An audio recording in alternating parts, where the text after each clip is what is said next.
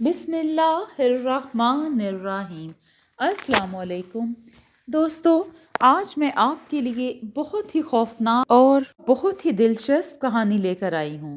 لیکن کہانی شروع کرنے سے پہلے میری آپ سب دوستوں سے گزارش ہے، میرے چینل کو سبسکرائب کر کے میری حوصلہ افزائی کیجیے تاکہ دلچسپ اور بہترین کہانیوں کا سلسلہ بر وقت آپ کو ملتا رہے۔ مجھے بہت ڈر لگ رہا ہے، نومی نے زین کو مخاطب کیا۔ کیا لڑکیوں کی طرح ڈر ڈر کی رٹ لگا رکھی ہے؟ وہ جھلا کر بولا۔ وہ دونوں اس وقت ہاؤس فل دیکھ کر واپس آ رہے تھے۔ سردیوں کی طویل رات یک بستگی لیے تھی۔ ہر منظر کو دھند نے اپنی لپیٹ میں لے رکھا تھا اور دھند میں رات کے وقت سڑک بالکل سنسان پڑی ہوئی تھی۔ وہ عیسائیوں کے قبرستان سے گزر رہے تھے جس کے بارے میں مشہور تھا کہ یہاں روحیں دیکھی گئی ہیں۔ نومی کو ٹھوکر لگی، وہ لڑکھڑا کر گرا۔ یہ کیا ہے زین؟ وہ سنبھل کر اٹھا تو اس کے ہاتھ میں کوئی سنہری چیز تھی۔ سونے کی اینٹ ہوگی۔ زین ہنسا۔ نومی نے اسے گھورا اور چیز پاکٹ میں ٹھونس لی۔ وہ پتہ گلی سے گزرنے لگے تو ان کے نتنوں سے چنے اور مکئی بھننے کی سوندھی سوندھی مہک ٹکرائی۔ واو! زین کے لب سیٹی کے انداز میں سکڑے۔ گلی کی نکڑ پر کوئی عورت چنے بھون رہی تھی۔ چلو دانے لیتے ہیں۔ زین اس جانب لپکا۔ حسینوں کا میں بندہ، محبت میرا دھندا، میرے آگے پیچھے پریوں کا میلہ رہے۔ وہ گنگناتا ہوا وہاں پہنچا۔ اماں جی، ہمیں بھی دانے لینے ہیں۔ زین نے جیب سے پیسے نکالتے ہوئے اس کی طرف دیکھا۔ وہ عورت ایک شاپر میں دانے ڈالنے لگی تو نومی کی چھٹی حس نے کسی خطرے کا احساس دلایا۔ یہ لو۔ جب وہ پلٹی تو زین ساکت رہ گیا۔ وہ ایک نوجوان لڑکی تھی اور اتنی حسین کہ وہ مبہوت رہ گیا۔ آپ رات کے وقت یہاں تنہا؟ نومی کو یہ بات ہضم نہ ہوئی۔ میری ماں بیمار ہے اور مجھے اس کی دوا کے لیے پیسے چاہیے تھے۔ پہلے میری ماں یہ کام کرتی تھی، آج میں کر رہی ہوں، وہ رقت بھرے لہجے میں بولی۔ زین کچھ کہنے کے لیے منہ کھولنے ہی والا تھا، وہ مزید بولی، آپ کے پاس میرا نیکلس ہے۔ اس نے نومی کی جانب اشارہ کیا۔ میں محترمہ، میرے پاس؟ میں تو آپ کو پہلی مرتبہ دیکھ رہا ہوں۔ میرے پاس کہاں سے آیا نیکلس، اور وہ بھی آپ کا؟ وہ چہک کر بولا، ابھی تھوڑی دیر پہلے ملا تھا سڑک پر سے، جو آپ نے اپنی جیب میں رکھ لیا۔ مجھے دے دیں، وہ میرا نیکلس ہے۔ نومی نے حیران ہو کر جب جیب میں ہاتھ ڈالا، یہ جھوٹ بول رہی ہے، وہ نیکلس میرا ہے۔ یہ کسی دوسری لڑکی کی آواز تھی۔ یہ لڑکی کہاں سے آئی تھی وہ دیکھ نہ پائے۔ نہیں، میں نے کہا نا وہ نیکلس میرا ہے، پہلی لڑکی چلائی۔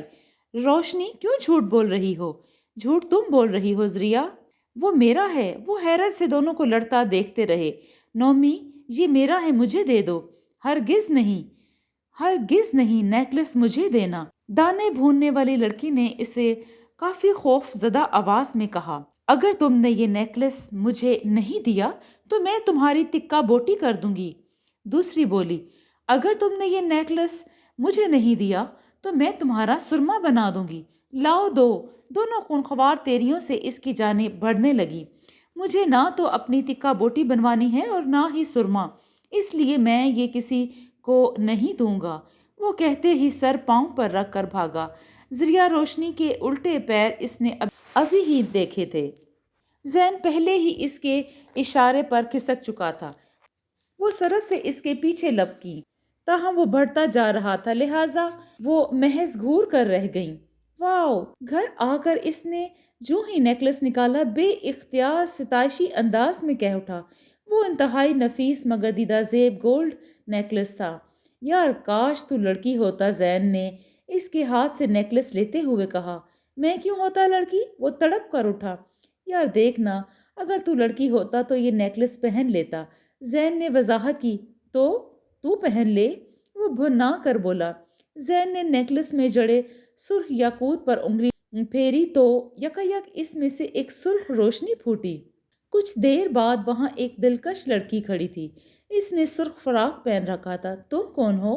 وہ ہکلا کر بولا۔ میں اس نیکلس کی ایک طاقت ہوں۔ طاقت؟ وہ حیران ہوا۔ تو تم یہاں کیا کر رہی ہو؟ جس کے پاس یہ نیکلس ہوگا میں اسی کے پاس ہوں۔ اور اس کے لیے ہر کام کر سکتی ہوں۔ تو کیا تم بڑے بڑے دیووں اور جنوں سے بھی لڑ سکتی ہو؟ اس لڑکی نے بتایا، ہاں، یہ میرے لیے کوئی مشکل کام نہیں ہے۔ زین اس دھان پان سی لڑکی کو دیکھتا رہ گیا۔ اچھا، یہ نیکلس ذریعہ کا ہے یا روشنی کا؟ یہ ان دونوں میں سے کسی کا نہیں ہے، یہ جادوگر چارلس کا ہے، اور اس کی قبر میں ہی اس کی وصیت کے مطابق دفن کیا گیا تھا۔ چند دن قبل زراج کو پتہ چلا تو اس نے نکال لیا۔ راستے میں سے ایک دوسرا جادوگر چھیننے لگا تو اس نے اسے طلسمی حصار میں محصور کر کے پھینک دیا۔ تمہارے پاس چونکہ آیت الکرسی کا تعویذ تھا، اس لیے یہ تمہیں دکھائی دے گیا اور تمہارے ہاتھ میں لیتے ہی حصار ٹوٹ گیا۔ یہ نیکلس تو بڑے کام کا ہے۔ زین کا لہجہ خوشی سے بھرپور تھا۔ زمرد سے سبز پری نکلی تھی، نیلم سے نیلم پری اور سفید سے سفید پری۔ غرض ہر رنگ، ہر موتی میں کوئی نہ کوئی طاقت تھی۔ نومی اور زین دونوں یتیم خانے میں پلے بڑے تھے۔ میٹرک کے بعد ایک کرائے کے فلیٹ میں رہ رہے تھے۔ دونوں ایک پرائیویٹ فرم میں جاب کرتے تھے۔ اس طلسمی نیکلس کی بدولت سب سے پہلے انہوں نے زمین خریدی، پھر ایک شاندار بنگلہ بنوایا، کئی یتیم خانے اور دارالعلوم کھولے، مساجد اور مدرسے بھی تعمیر کروائے، اور اب وہ دونوں دکھی انسانیت کی مدد کرتے تھے۔ ایک دن وہ سمندر کے کنارے بیٹھے تھے، نیکلس ہمہ وقت ان کے پاس ہوتا تھا۔ اچانک ایک خوبصورت لڑکی ان کے پاس آئی۔ چارلس میرا دادا تھا۔ کون چارلس؟ جس کا نیکلس ہے تمہارے پاس؟ لڑکی نے ایک زوردار کہکا لگایا اور اس کے ساتھ ہی اس کی شکل بدلنے لگی۔ اس کی رنگت سرخ سفید رنگت سے اس کی رنگت سیاہ ہو گئی اور جسم پر بڑے بڑے بال نکل آئے۔ منہ سے دو لمبے دانت بھی بھیانک سے نکلے ہوئے تھے، غرض کہ وہ ایک بہت ہی خوفناک ڈائن بن چکی تھی۔ لہٰذا وہ طلسمی نیکلس تمہارے پاس ہے، وہ میری ملکیت ہوا، چونکہ وہ میرے دادا کا تھا۔ لو، ایک اور آ گئی اس نیکلس کی حقدار۔ زین ہنسا۔ اس لڑکی کی آنکھوں سے دھواں نکلنے لگا۔ زین نے نیکلس کی ایک طاقت کو اس سے لڑنے کا حکم دیا، پھر تو نیکلس کے طلبگاروں کا سیلاب سا امٹ پڑا۔ انہیں تنگ آ کر نیکلس کو تیزابی ندی میں پھینک دیا، مگر اس سے پہلے انہوں نے نیکلس کی تمام طاقتوں کو آزاد کر دیا۔ وہ ان سب کی مشکور تھیں اور انہوں نے ان کی حفاظت کا حصار بھی باندھ دیا تھا تاکہ کبھی کوئی چڑیل یا ڈائن ان کو تنگ نہ کر سکے اور نیکلس کو برباد کرنے پر اور انہیں آزاد کرنے پر انہیں نقصان نہ پہنچا سکے۔